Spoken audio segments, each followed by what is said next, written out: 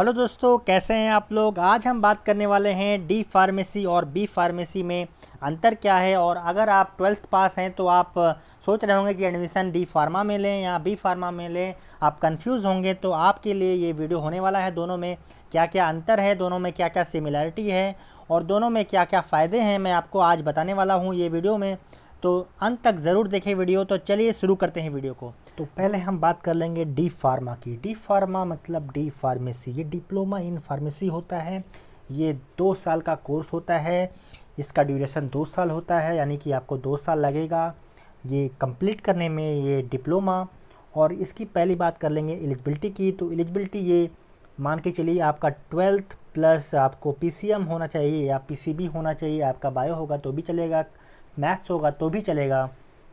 फिर हम बात करेंगे कि इसकी फ़ीस कितनी होती है। फ़ीस होती है कि आप 50,000 से लेके 80,000 के बीच में एक्सपेक्ट कर सकते हैं अपने कॉलेज में। ये डिपेंड करता है कि इस कॉलेज में आप पढ़ते हैं। बात करेंगे कि एडमिशन कैसे होता है। तो एडमिशन डायरेक्टली करा सकते हैं मैनेजमेंट के थ्रू, मेनली मैनेजमेंट के थ्रू होता है। और कुछ स्टेट्स अपना सीईटी कराते हैं, जैसे कॉमन इंट्रेंस टेस्ट हो गया। लेकिन मेनली जो होता है मैनेजमेंट सीट से ही आप इसमें एडमिशन ले सकते हैं। अब इसमें बात करेंगे कि जॉब की। तो इसमें गवर्नमेंट जॉब भी कर सकते हैं। डिप्लोमा के बाद बहुत सारे वैकेंसीज निकलती हैं फार्मासिस्ट के लिए, तो गवर्नमेंट जॉब के लिए अप्लाई कर सकते हैं। दूसरी बात करेंगे प्राइवेट जॉब के लिए। तो प्राइवेट जॉब इसमें 2-3 प्रकार की होती है। एक एमआर की जॉब होती है, जो मार्केटिंग रिप्रेजेंटेटिव होते हैं, मेडिकल रिप्रेजेंटेटिव होते हैं, ठीक है। और फिर दूसरा हो गया प्रोडक्शन में एज आप ऑपरेटर काम कर सकते हैं। तीसरा हो गया आप एक रजिस्टर्ड फार्मासिस्ट हो जाएंगे। तो रजिस्टर्ड फार्मासिस्ट होने के बाद आपके पास एक लाइसेंस मिलेगा कि आप अपना मेडिकल स्टोर खोल सकते हैं या किसी मेडिकल शॉप पे जाके वर्क कर सकते हैं एज अ फार्मासिस्ट, या हॉस्पिटल में जाके आप ऐसा एज अ फार्मासिस्ट वर्क कर सकते हैं। अब हम बात करने वाले हैं इसके सैलरी के बारे में, एवरेज सैलरी। तो ये डिपेंड करता है किस टाइप के जॉब में आप हैं। अगर मार्केटिंग फील्ड में हैं, अगर आप एमआर की जॉब कर रहे हैं, तो आप एक्सपेक्ट कर सकते हैं कि आपको 2 लाख से लेके 3 लाख स्टार्टिंग सैलरी मिल सकती है। और अगर एमआर की जॉब छोड़ के और दूसरी जॉब के बारे में बात करें, जैसे मान लीजिए कि आप फार्मासिस्ट एज ए फार्मासिस्ट काम कर रहे हैं, तो आपको सैलरी कुछ कम मिल सकता है। जैसे मान लीजिए 1.5 लाख से लेके 2,20,000 के बीच में आपको एवरेज सैलरी मिल सकता है। अब बात करेंगे कि इसका हायर स्टडीज़ क्या कर सकते हैं। तो हायर स्टडीज़ आप डायरेक्टली बी फॉर्म में एडमिशन ले सकते हैं सेकेंड ईयर में, लेटरल एंट्री। और एक चीज़ और बता दूं कि अगर आप वीक हैं अपने 10th और 12th में, अगर आपने अच्छे से नहीं पढ़ा है, तो क्या होता है कि डायरेक्टली बच्चे ले लेते हैं बी फार्मा में और फिर उनका बैक आना शुरू हो जाता है। तो अगर आपका बेसिक क्लियर नहीं है तो पहले मैं सजेस्ट करूंगा कि डी फार्मा करें, उसके बाद लेटरल एंट्री लें बी फार्मा में एज अ सेकेंड ईयर, ठीक है। तो ये हो गया। अब हम बात करने वाले हैं बी फार्मा की। तो बी फार्मा यानी बैचलर ऑफ फार्मेसी, ये डिग्री कोर्स है। ये 4 साल का कोर्स होता है। इसमें बहुत बड़ा बेनिफिट है कि आपको एक डिग्री मिल जाएगी। डिग्री के बेस पे बहुत सारे गवर्नमेंट वैकेंसीज निकलती हैं, तो वो डिग्री ही प्रीफर करती हैं। तो आपका एक जनरल डिग्री भी एक एज अ काम करेगा बी फार्मा। अब हम बात करेंगे इसकी एलिजिबिलिटी की। तो एलिजिबिलिटी भी सेम है। इसका भी आपका 12th होना चाहिए या पीसीबी होना चाहिए या पीसीएम होना चाहिए। अगर पीसीएम पढ़ते हैं तो आपको बायो एज अ सब्जेक्ट पढ़ाया जाएगा। आप जब फर्स्ट सेमेस्टर में जाएंगे, अगर आप मैथ्स से हैं तो आपको बायो पढ़ाया जाएगा। अगर बायो से पढ़े हैं 12th तो आपको मैथ्स पढ़ाया जाएगा फर्स्ट सेमेस्टर में, ठीक है। अब इसकी बात करेंगे फ़ीस की। तो फीस बहुत वैरी करता है इस केस में, बी फार्मेसी केस में।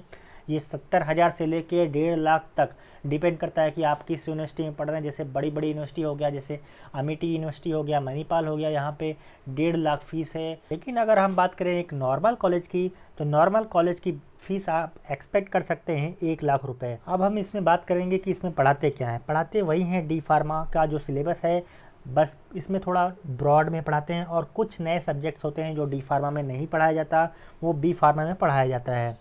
जैसे मान लीजिए मेडिसिनल केमिस्ट्री नहीं पढ़ाया जाता है डी फार्मा में, लेकिन बी फार्मा में मेडिसिनल केमिस्ट्री पढ़ाया जाता है। अब हम बात करने वाले हैं जॉब प्रोफाइल के बारे में। कौन कौन सा जॉब, किस किस टाइप का जॉब आपको मिल सकता है आफ्टर बी फार्मा। तो आप एमआर जॉब कर सकते हैं, प्रोडक्शन में काम कर सकते हैं, आरएनडी में काम कर सकते हैं। प्रोडक्शन यानी कि जहाँ पे दवाइयाँ मैन्युफैक्चर होती हैं, जैसे मान लीजिए टैबलेट हो गया, कैप्सूल हो गया, सिरिंज हो गया, वैक्सीन हो गया, वहाँ पे आप काम कर सकते हैं। R&D यानी रिसर्च एंड डेवलपमेंट, जहाँ पे नई नई दवाइयों को खोज होता है, वहाँ पे एज अ रिसर्च साइंटिस्ट काम कर सकते हैं। MR जॉब आपको पता ही है, मैंने बता दिया कि मेडिकल रिप्रेजेंटेटिव होते हैं, वो आपको प्रमोशन करना रहेगा आप अपने ब्रांड का, जो भी आपको ब्रांड मिलेगा कंपनी से, एज अ मार्केटिंग आपको काम करना पड़ेगा। मार्केटिंग रिप्रेजेंटेटिव जो होते हैं, मेडिकल रिप्रेजेंटेटिव, ये हो गया। तो इसमें भी सैलरी MR जॉब की ज़्यादा होती है शुरुआत दिनों में, और इसमें इंसेंटिव वगैरह भी आता है। अब हम बात करेंगे प्रोडक्शन में, तो प्रोडक्शन में भी अगर आपका फ्रेशर हैं आप, तो आप सैलरी आपको कम मिलेगा शुरुआत में, लेकिन अगर एक बार आपको एक्सपीरियंस आ गया, आपको एक्सपीरियंस मिल गया, तो उसके बाद आपको बहुत ज़्यादा हाइक मिल जाता है सैलरी में। इसमें सैलरी आप एक्सपेक्ट कर सकते हैं शुरुआती दिनों में after B pharma as a fresher 2.5 lakh से लेके 3 लाख, ठीक है। तो ज़्यादा डिफरेंस नहीं है बी फार्मा और डी फार्मा के सैलरी में। तो अगर जैसे, लेकिन इसमें क्या है कि अगर आप वंस एक बार आपको एक्सपीरियंस मिल गया और बी फार्मा की डिग्री रहेगी, तो आपको ज़्यादा ग्रोथ है आफ्टर बी फार्मा, अगर हम कंपेयर करें डी फार्मा से, ठीक है। और रजिस्टर्ड फार्मासिस्ट तो हो ही जाएंगे, आपको एक लाइसेंस मिल जाएगा कि आप अपना मेडिकल शॉप ओपन कर सकते हैं। और हायर स्टडीज़ की बात करें तो हायर स्टडीज़ आप M.Pharm कर सकते हैं। M.Pharm यानी मास्टर ऑफ फार्मेसी, वो 2 साल का होता है। उसके बाद PhD कर सकते हैं, रिसर्च फेलो बन सकते हैं, बहुत कुछ कर सकते हैं बी फार्मा के बाद। तो मेरा सुझाव ये है कि अगर आपका बेसिक क्लियर नहीं है और आप उतना अफोर्ड नहीं कर सकते हैं पैसा, तो आप डी फार्मा के लिए जा सकते हैं। और अगर आपको फिर इंटरेस्ट लगा और आपके पास फिर अब नॉलेज हो गया उतना बेसिक का, तो बी फार्मा में डायरेक्ट एंट्री ले सकते हैं सेकेंड ईयर में। और अगर आपका बेसिक मजबूत है, अगर आपने पहले से एंट्रेंस एग्ज़ाम की तैयारी की रखी है, जैसे मान लीजिए नीट की तैयारी करते हैं लोग MBBS निकालने के लिए, तो आप बी फार्मा डायरेक्टली जा सकते हो। तो दोस्तों आज के लिए इतना ही। कमेंट करके बताएं कि आपको वीडियो कैसा लगा और आप कौन सा कोर्स करने वाले हैं। तो आपसे ये रिक्वेस्ट है कि लाइक करें और सब्सक्राइब कर लें चैनल को, और अपने दोस्तों से शेयर करें। धन्यवाद।